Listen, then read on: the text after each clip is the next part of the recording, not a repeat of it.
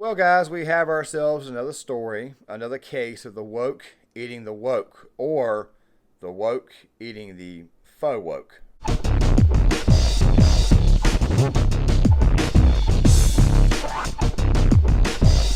sure that a lot of you guys have heard about Ben and Jerry's ice cream and how it is that the boobs over there at Ben and Jerry's decided that they wanted to put this tweet up on 4th of July, not realizing that their factory or their main ice cream plant, their office itself, is actually located on some disputed land itself. Don't worry, we'll be talking about that here in a second. But before we do that, I want you to go ahead and know that this video here is being made on Monday night and it's being released on Tuesday to go along with the second video. The main reason why is because recording on Tuesdays are not exactly good days for me, mostly due to the stuff that's going on outside the building that I live in. Just figured I'd go ahead and let you guys know that, especially to my new subscribers who subscribed after the whole Anna Kasparian video that I did about her exposing the leftist media and the cult and all that stuff there. Now, with that right there being said, let's go ahead and get into this. So we're going to go ahead and go through the story, what's going on now, because now let's just say that the group that Ben and Jerry's had angered, they're now demanding that land back. But we're also going to be going through the whole reparations topic one more time, and of course the protesters themselves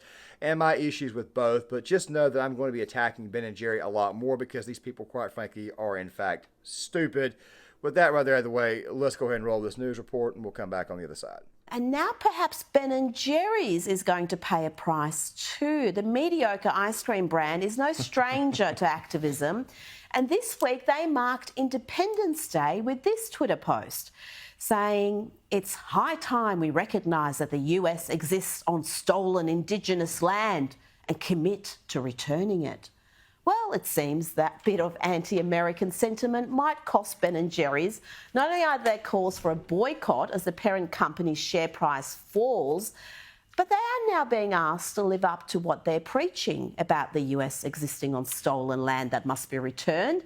An Indigenous tribe descended from the Native American nation that originally controlled the land in Vermont that Ben and Jerry's headquarters is located on, well, they want their land back. The chief of the Nulhegan band of Cusack Abenaki Nation told Newsweek they wanted to reclaim stewardship of their lands, but Ben and Jerry's had failed to approach them. Imagine my shock here. And we're not immune to this type of corporate virtue signalling right here. In fact, with the referendum, it's running hot in Australia.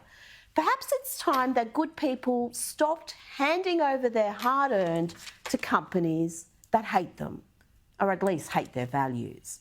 Perhaps then corporates would stick to their core business instead of trying to sway public policy, elections, and even referendums. What's really going to be funny about this entire thing is that, unlike in the case of Bud Light, these people are getting boycotted by both sides of the aisle. Makes me wonder exactly how much money they're going to lose.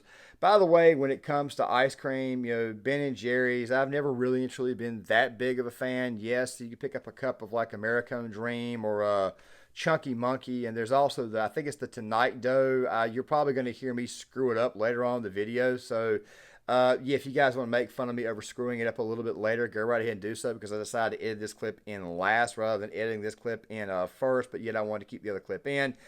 Funny how my editing works, but the thing is this right here. In the case of Bud Light, it's mostly conservatives saying, no, we don't want to buy your product because, well, it's mostly conservatives and working class Joes who drink that product.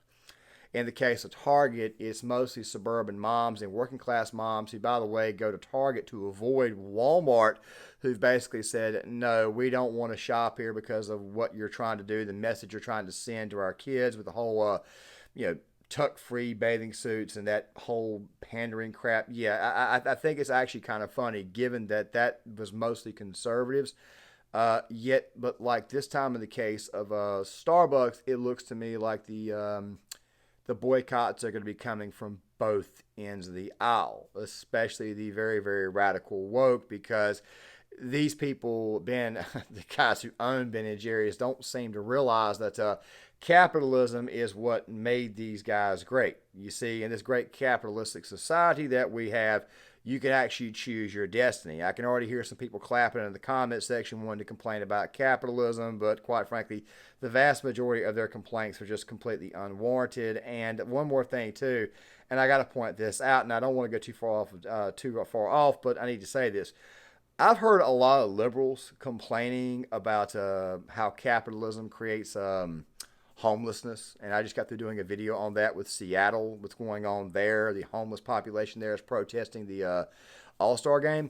And my response to these people is this here. In the vast majority of these left-wing cities where you have rampant amounts of homelessness, you need to look at who the hell is running it, the city councils, and you need to look at who's actually in charge.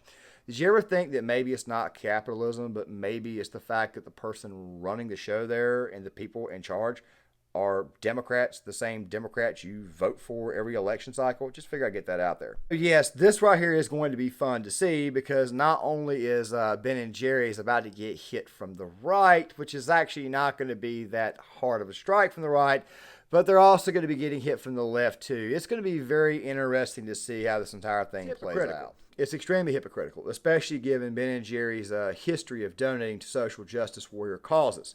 They put that tweet up. They put it out on July the 4th of all days, which doesn't really surprise me, because there's obviously a lot of people who forget that the United States of America gave them the platform to voice their concerns, because in this country we have freedom of speech. But then again, at the same time, freedom of speech is also eroding. Joe Biden just launched a lawsuit over big tech, and he got struck down, effectively trying to end the First Amendment as a whole.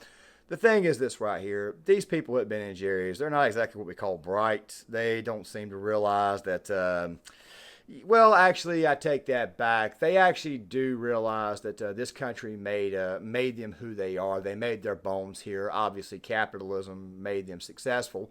And they chose to do some corporate virtue signaling, and obviously it has backfired. This Native American group out of Vermont, which, by the way, I'm showing you guys the land that's actually disputed. It's all throughout the entire New England territory. And, of course, there's this gay pride flag at the headquarters itself, which makes me wonder if the Native Americans in that area are not exactly good with the whole woke vibe there. But don't worry, we'll talk about that more later on in the video, because obviously there's some hypocrisy on their end, too. The thing is this right here. The guys at Ben and Jerry's, they're dumb. They're not very bright. They obviously thought that they could say this and get away with it, but of course, seeing how it is that conservatives like myself have boycotted Bud Light, have for the most part boycotted Target. Starbucks, of course, they had to take down all their gay pride decorations, all that stuff there. This really has not been a good year for the woke. It's not been a good year for the gay pride crowd. It's not been a good year for those who push this agenda. A lot of money has been lost, and I guess that Ben & Jerry is the next one to go, which, by the way, I do got to have one more gripe on these people. It's their ice cream. For the most part, it's gimmicky. I've never really and truly thought Ben & Jerry's ice cream was that great. Yeah, every now and again, picking up the Americone Dream or Chunky Monkey or the Tonight Cone. What is it? Shit, I can't really remember. The one with Stephen Colbert on the cover, another lefty social justice warrior moron of a human being, very much a hypocrite like Jimmy Kimmel. These people, for the most part, obviously, they tried to virtue signal, and it literally backfired against them. And now you have an entire Native American group protesting, saying, look, maybe you should give back the land. We need to have a talk here. A lot of people are actually arguing. They don't think that Ben and Jerry gets out of this entire mess.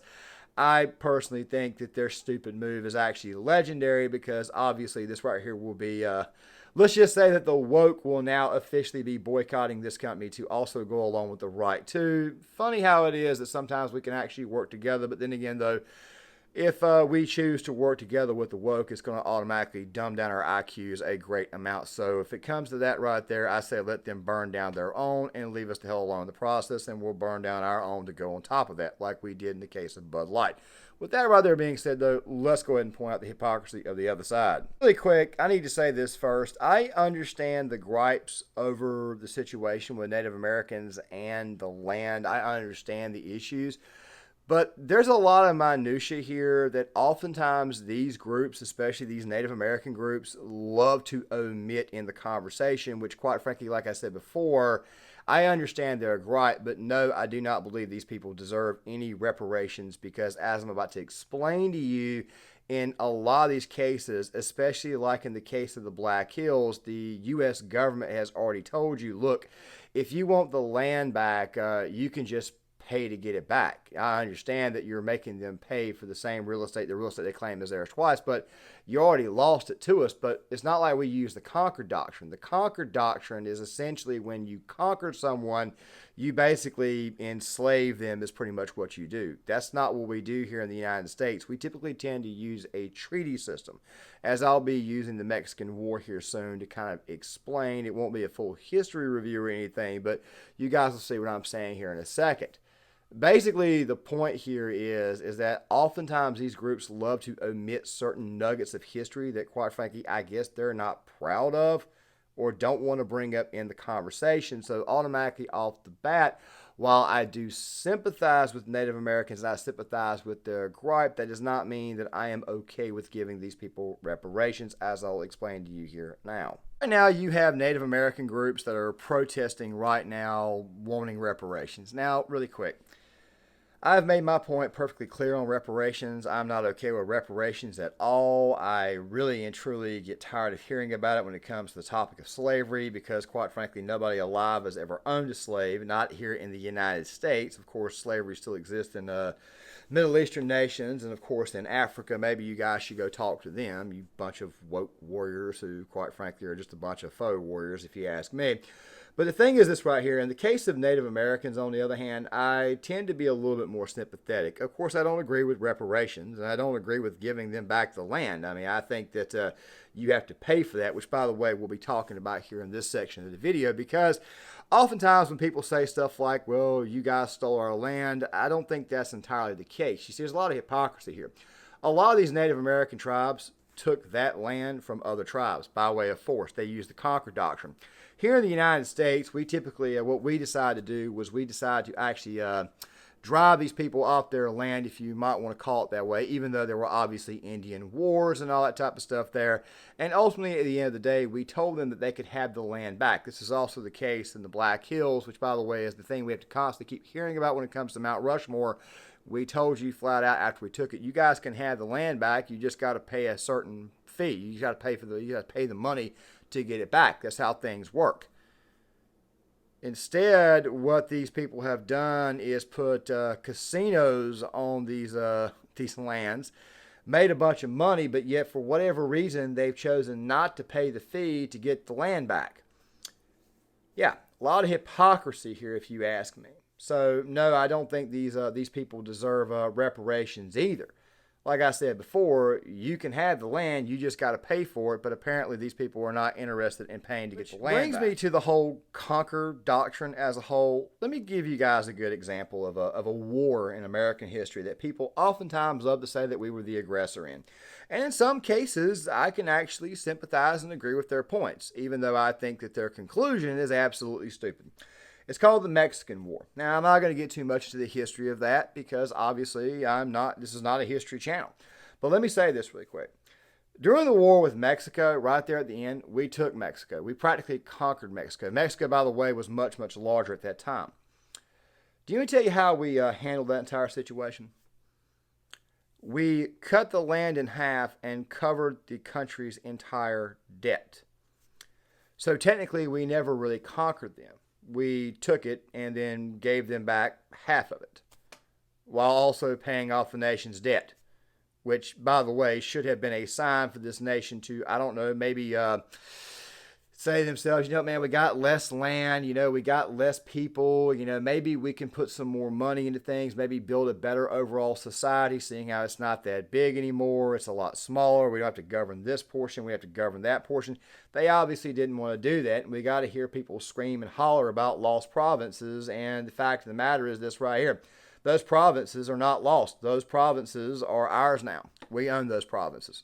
So do us a favor and act frickin' accordingly. So there you have it. Ben and Jerry, they are a couple of idiots, a couple of morons. Faux virtue signaling obviously went wrong, and the Native American groups protesting these people, while absolutely hilarious, and really fun to see. They also are not exactly without their own hypocrisy as well.